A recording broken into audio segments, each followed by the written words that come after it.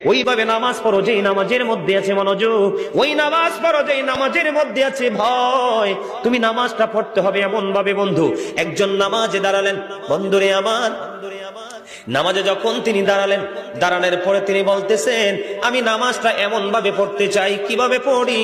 কই আমি নামাজটা এমন ভাবে পড়ি, যখন আমি নামাজে দাঁড়াই আমার কাছে মনে হয় আমি ফুলচেরাতের পোলের উপর দাঁড়িয়েছি।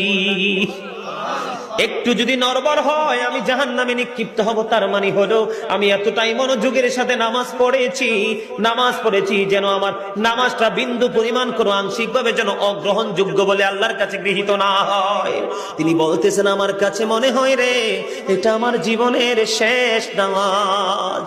আমি এতটা ভয়, এতটা আতঙ্ক নিয়ে, এতটা তাকওয়া নিয়ে নামাজ পড়ি, আমার কাছে মনে হয় আমার পিছনে যেন আজরাইল দাঁড়িয়ে আছে, ডানে বামে সালাম ফিরাতে দেরি রে, আমার কাছে মনে হয়